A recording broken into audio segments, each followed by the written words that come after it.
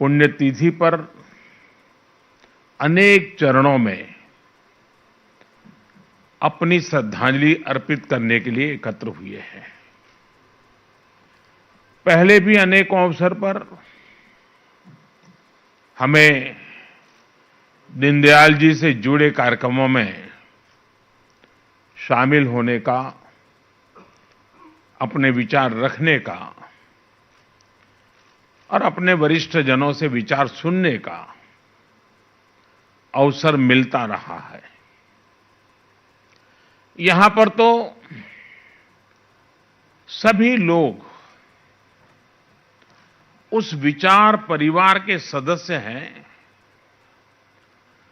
दीनदयाल जी जिसके मुखिया की तरह, एक प्रेरणा की तरह अविरत रूप से हमें प्रेरणा देते रहे हैं। आप सबने दीनदयाल जी को पढ़ा भी है और उन्हीं के आदर्शों से अपने जीवन को गढ़ा भी है। और इसलिए आप सब उनके विचारों से, उनके समर्पण से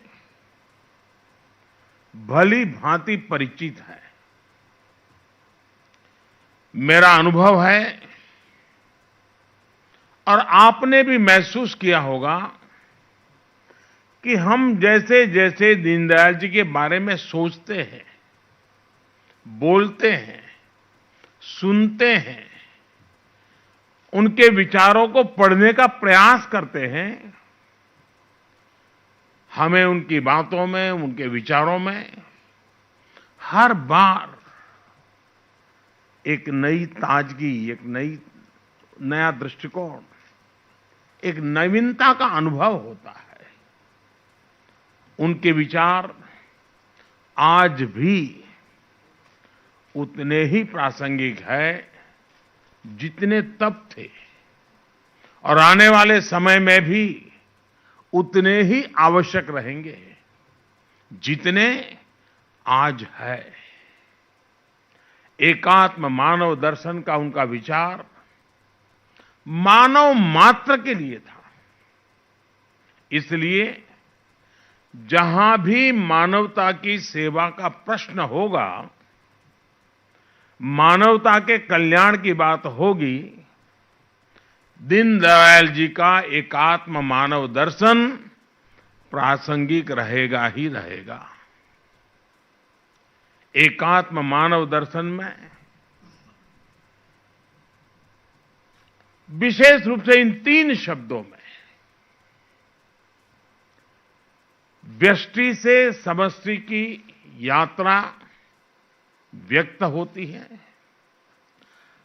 स्वार्थ से परमार्थ की यात्रा का मार्ग स्पष्ट होता है और मैं नहीं तू ही का संकल्प भी सिद्ध होता है।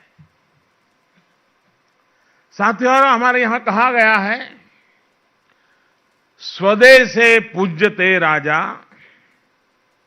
स्वदेशे पूज्यते राजा, विद्वान सर्वत्र पूज्यते। अर्थात सत्ता की ताकत से आपको सीमित सम्मान ही मिल सकता है। जहां सत्ता की ताकत प्रभावी होगी वहीं सम्मान मिलेगा, लेकिन विद्वान का सम्मान हर जगह होता है। दीनदयाल जी इस विचार के साक्षात जीता जागता उदाहरण है।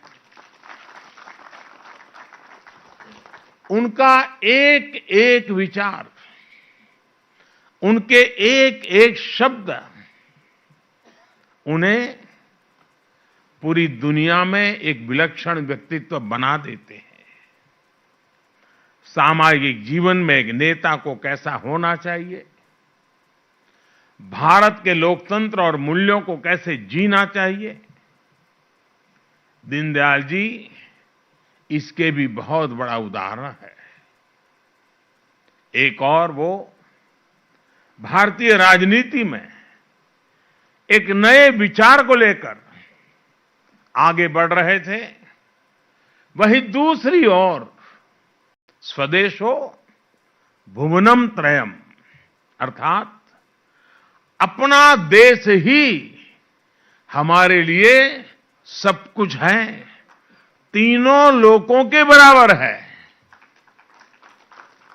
जब हमारा देश समर्थ होगा तभी तो हम दुनिया की सेवा कर पाएंगे, एकात्म मानव दर्शन को सार्थक कर पाएंगे।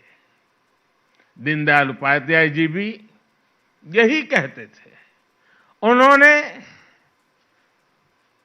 एक स्थान पर लिखा था, एक सबल राष्ट्र ही विश्व को योगदान दे सकता है। यही संकल्प आज आत्मनिर्भर भारत की मूल अवधारणा है। इसी आदर्श को लेकर ही देश आत्मनिर्भरता के रास्ते पर आगे बढ़ रहा है। कोरोना काल में देश ने अंत्योदय की भावना को सामने रखा और अंतिम पायदान पर खड़े हर गरीब की चिंता की। आत्मनिर्भरता की शक्ति से देश ने एकात्म मानव दर्शन को भी सिद्ध किया, पूरी दुनिया को दवाएं पहुंचाई और आज दुनिया को वैक्सीन भी पहुंचा रहा है। साथियों, देश की एकता अखंडता के लिए भी आत्मनिर्भरता की जरूरत पर दीनदयाल जी ने विशेष जोर दिया था। 1965 में भारत पाक युद्ध के दौरान भारत को विदेशों से हथियार के लिए निर्भर रहना पड़ता था और दीनदयाल जी ने कहा था कि हमें सिर्फ अनाज में ही नहीं बल्कि हथियार और विचार के क्षेत्र में भी भारत को आत्मनिर्भर बनाना होगा।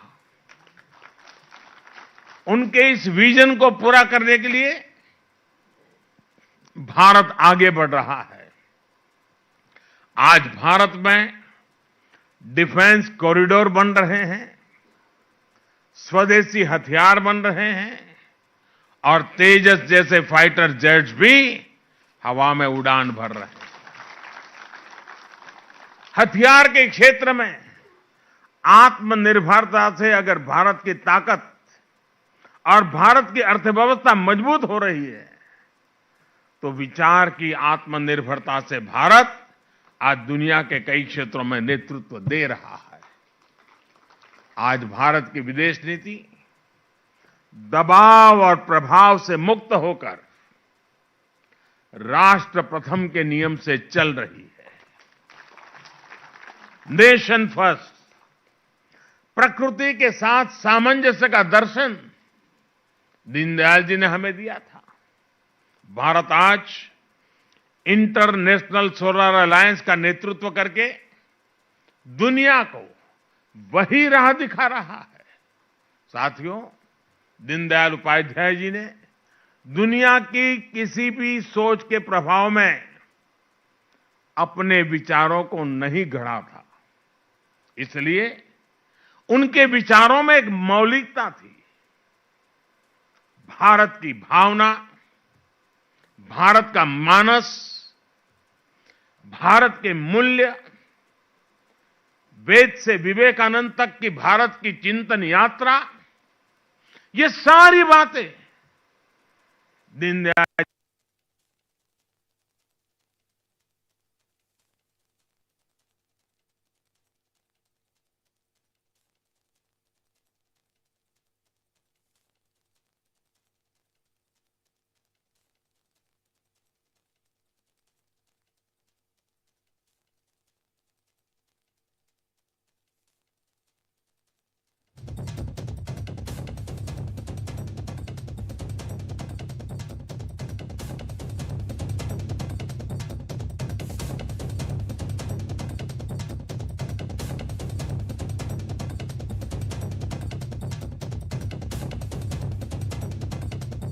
हर घर में शौचालय, हर गरीब को मकान। आज देश एक एक कदम आगे बढ़ते हुए इसको सिद्ध करता हुआ गौरव के साथ विकास की राह पर चल पड़ा है।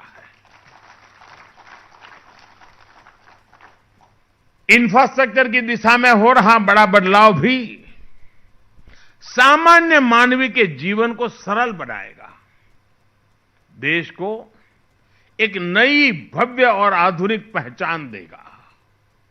साथियों, आज जब देश में इतने सकारात्मक बदलाव हो रहे हैं, पूरी दुनिया में भारत का कद बढ़ रहा है, तो कौन भारतीय होगा, कौन इस मां का लाल होगा जिसको गौरव न होता हो, उसका सीना चौड़ा न होता हो, उसका माथा ऊंचा न होता हो।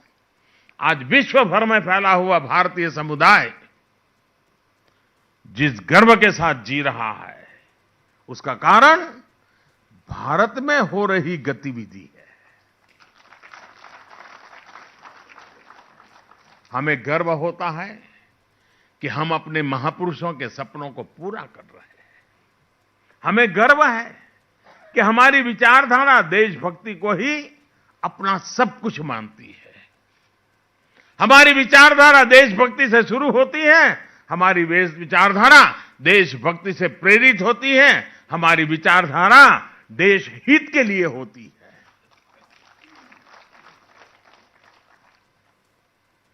हम उसी विचारधारा में पले हैं जो विचारधारा राष्ट्र प्रथम, नेशन फर्स्ट की बात करती है। ये हमारी विचारधारा है कि हमें राजनीति का पाठ राष्ट्र नीति की भाषा में पढ़ाया जाता है। हमारी राजनीति में भी राष्ट्र नीति सर्वोपरि है।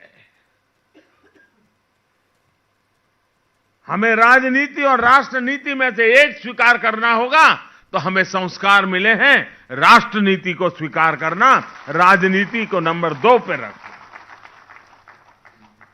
हमें गर्व है कि हमारी विचारधारा सबका साथ, सबका विकास, सबका विश्वास की बात करती है, उस मंत्र को जीती है। आप देखिए, हमारी पार्टी ने अपनी सरकारों में ऐसी कितनी ही उपलब्धियां हासिल की हैं जिन पर आपको गर्व होगा, आने वाली पीढ़ियों को गर्व होगा। जो निर्णय देश में बहुत कठिन माने जाते थे, राजनीतिक रूप से मुश्किल माने जाते थे, हमने वो निर्णय लिए और सबको साथ लेकर लिए। उदाहरण के तौर पर देश में नए जनजाति कार्य मंत्रालय का गठन, जनजाति समुदाय को हमारे आने के बाद थोड़ा था, पहले भी था, लेकिन उस मंत्रालय का, अलग मंत्रालय का गठन भाजपा की ही सरकार में हुआ है। ये भाजपा का सरकार की ही देन है कि पिछड़ा आयोग भी उसको संवैधानिक दर्जा मिल सका, संवैधानिक स्टेटस हमारे यहां मिल सका। और ये भाजपा की ही सरकार है जिसने सामान्य वर्ग के गरीब लोगों को भी आरक्षण देने का काम किया है। और आप देखिए, देश में जब भी ऐसे कोई काम हुए हैं, तनाव पैदा हुआ है, संघर्ष हुआ है, समाज बढ़ गया है, उसी काम को हमने मेल-जोल, प्यार के वातावरण में किया है, क्योंकि राष्ट्र नीति सर्वोपरि है, राजनीति एक व्यवस्था है। राज्यों का विभाजन देख लीजिए, राज्यों का विभाजन जैसा काम राजनीति में कितने रिस्क का काम समझा जाता था, इसके उदाहरण भी है। अगर कोई नया राज्य बना तो देश में कैसे हालत बन जाते थे, लेकिन जब भाजपा की सरकार ने 3 नए राज्य बनाए तो हर कोई हमारे तौर तरीकों में दीनदयाल जी के संस्कारों का प्रभाव स्पष्ट देख सकता है। उत्तर प्रदेश से उत्तराखंड का निर्माण हुआ, झारखंड बिहार से बनाया गया और छत्तीसगढ़ को मध्य प्रदेश से अलग आकार दिया गया।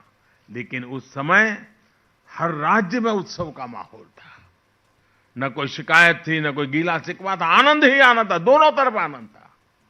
हमारी सरकार ने लद्दाख, करगिल को अलग केंद्र शासित राज्य का दर्जा दिया है और वहां भी उत्सव का ही वातावरण है। इसी तरह जम्मू कश्मीर और वहां के लोगों की आकांक्षाओं को भी हम पूरी तरह साकार करने में पर जुटे हैं। उसी प्रकार से सेलवासा और दैव दमन अलग थे, हमने उसको जोड़ दिया, दोनों तरफ आनंद है। अगर उनकी नई रचना की तो भी आनंद है और सम्मिलित किया तो भी आनंद है, क्योंकि हमारी प्रेरणा राष्ट्र नीति है। राजनीतिक स्वार्थ के लिए हम निर्णय नहीं करते हैं और इसका असर जन सामान्य के मन पर होता है। साथियों, हम राजनीति में सर्वसम्मति को महत्व देते हैं। हम सहमति के प्रयास को करते करते सर्वसम्मति तक जाना चाहते हैं। दीनदयाल जी कभी भी राजनीतिक अस्पृश्यता में विश्वास नहीं रखते थे। और आपको याद होगा, जब मैं 2014 में आया तो मुझे सदन में एक बार बोलने का मौका मिला। तब मैंने सदन में कहा था और बड़ी जिम्मेवारी के साथ कहा था और बड़े कन्विक्शन के साथ कहा था। जो इस कन्विक्शन को हम लोग जीते हैं, हमें संस्कार में मिले हैं। और मैंने पार्लियामेंट में कहा था कि बहुमत से सरकार चलती है, बहुमत से सरकार तो चलती है, लेकिन देश तो सहमति से चलता है, सर्वसम्मति से चलता है। और हम सिर्फ सरकार चलाने नहीं आए हैं, हम तो देश को आगे ले जाने के लिए आए। हमारे राजनीतिक दल हो सकते हैं, हमारे विचार अलग अलग हो सकते हैं, हम चुनाव में पूरी शक्ति से एक दूसरे के खिलाफ लड़ते हैं, पर इसका मतलब ये नहीं कि हम अपने राजनीतिक विरोधी का सम्मान न करें। आपने देखा होगा, प्रणब मुखर्जी साहब, हमें भारत रत्न देने में गर्व हुआ। वे कोई हमारी पार्टी के नहीं थे, हमारे आलोचक थे।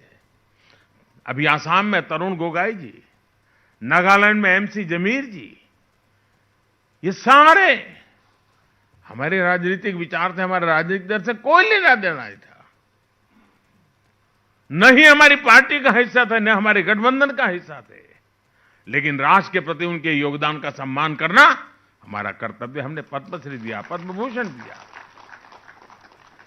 राजनीतिक अस्पृश्यता का विचार हमारा संस्कार नहीं है।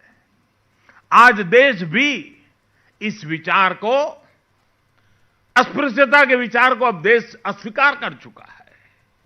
हां, ये बात जरूर है कि हमारी पार्टी में वंशवाद को नहीं, कार्यकर्ता को महत्व दिया जाता है।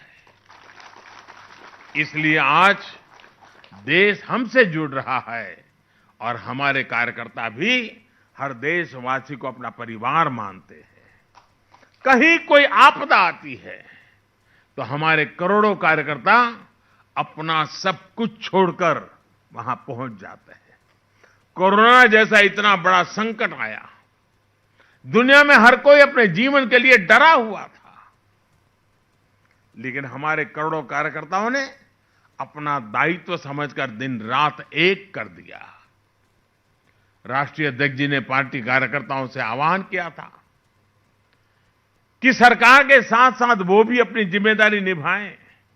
हर कार्यकर्ता ने सेवा के संकल्प को राष्ट्रव्यापी मिशन बना दिया था और मैं पार्टी का आभारी हूं, राष्ट्रीय अध्यक्ष जी का आभारी हूं कि मुझे वीडियो कॉन्फ्रेंस के माध्यम से देश भर के कार्यकर्ताओं के साथ इस कोरोना कालखंड में उन्होंने जो सेवा कार्य किए उसका वृत्त सुनने का अवसर मिला था। हमारे कार्यकर्ताओं ने कैसे कैसे संकटों को रिस्क को उठाया था और कितने जी जान से उन्होंने गरीबों की सेवा की थी। किसी गरीब के घर में चूल्हा न जले, कोई गरीब रात को भूखा न सोए, इसके लिए भारतीय जनता पार्टी का गांव-गांव में कार्यकर्ता दिन रात लगा रहा था। मैं देख रहा था कि जब हमारे श्रमिक बंधु अफवाहों के चलते, भय के चलते और कुछ लोगों की राजनीतिक इरादों के चलते जब शहरों को छोड़ करके, रोजी रोटी छोड़ करके गांव की ओर चल पड़े थे, तब भारतीय जनता पार्टी के कार्यकर्ता राह पर खड़े रह करके उनको जूते तक देने की चिंता करते थे, उनकी दवाई की चिंता करते थे, उनके पानी की। ये सारा वृत्त मैं सुन रहा था, मेरे मन को छू रहा था और कार्यकर्ताओं के इस परिश्रम से मुझे भी काम करने की प्रेरणा मिलती थी। इस अभियान में किसी ने वोट बैंक की चिंता नहीं की। ये नहीं सोचा कि किसका वोट हमें मिलता, किसका नहीं मिलता। साथियों, हमारी पार्टी, हमारी सरकार आज महात्मा गांधी के उन सिद्धांतों पर चल रही है जो हमें प्रेम और करुणा के पाठ पढ़ाते हैं। हमने बापू की 150वीं जन्म जयंती भी बनाई और उनके आदर्शों को अपनी राजनीति में, अपने जीवन में भी उतारा। हमारी सरकार ने हमारे महापुरुषों को भी राजनीतिक समीकरण के चश्मे से कभी नहीं देखा। जिन स्वाधीनता सेनानियों की उपेक्षा होती रही, उन्हें हमने सम्मान दिया। ये हमारी ही सरकार है जिसने नेताजी को वो सम्मान दिया जिसके वो हकदार थे। उनसे जुड़ी हुई फाइल्स को खोला, लाल किले पर झंडा फहराने का काम नेताजी की स्मृति में करना शायद किसी और शासन में कोई सोच नहीं सकता था। अंडमान निकोबार में नेताजी को याद कर करके उस द्वीप समूह में एक का नाम नेताजी के नाम से कर देना शायद किसी और सरकार में कोई सोच नहीं सकता। सरदार पटेल की दुनिया की सबसे बड़ी प्रतिमा बनाकर हमने उन्हें श्रद्धापूर्वक नमन किया है। देश की एकता के मंत्र को आने वाली पीढ़ियों को प्रेरणा के रूप में उस जगह से चेतना मिलती रहे, उस रूप में उस परिसर को खड़ा किया गया है। और मैं तो मेरे सभी सांसदों को चाहूंगा कि कभी न कभी अपने कार्यकर्ताओं की टोली बना करके जरूर उस स्थान पर जाइए, कम से कम एक रात वहां बिताइए।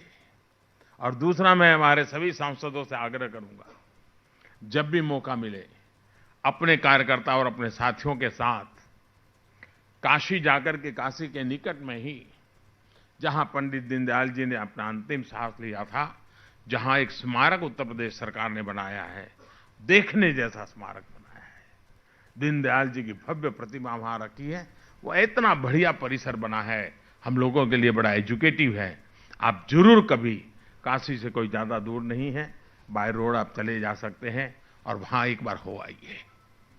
हमारे लिए सारे तीर्थ क्षेत्र हैं और हम लोगों ने कभी न कभी मौका लेकर के वहां जाना चाहिए। आप देखिए, जिस जगह पे हम बैठे हैं, बाबा साहब आंबेडकर की स्मृति में बना हुआ है भवन, क्या कोई और सरकार बनाती क्या? ये हमारे संस्कार हैं जो हमें इस काम करने के लिए प्रेरित करते हैं। बाबा साहब आंबेडकर को भी भारत रत्न तब मिला जब बीजेपी के समर्थन से सरकार बनी थी। इन कार्यों का भाजपा को, हम सभी को बहुत गर्व है। साथियों, अगले महीनों में 5 राज्यों में चुनाव भी आने वाला है। हम सभी कार्यकर्ताओं को राष्ट्रीय अध्यक्ष जी के नेतृत्व में अपनी सकारात्मक सोच और परिश्रम के आधार पर जनता के बीच में जाना है। जनता इन 6 सालों में हमारी नीतियों को भी देख चुकी है और सबसे बड़ी ताकत हमारी जो है, देश ने हमारी नीयत को भी देखा है, परखा है और पुरस्कार भी दिया है। हमें उसी विश्वास को लेकर के आगे बढ़ना है। राष्ट्रीय अध्यक्ष जी के नेतृत्व में हम जरूर सफलता पाएंगे। साथियों, हमने देखा है कि पिछले कुछ सालों में टेक्नोलॉजी का यूज करके हम बहुत बड़े स्केल पर लोगों के जीवन में परिवर्तन लाने में सफल हुए हैं। गरीब, कम पढ़ा लिखा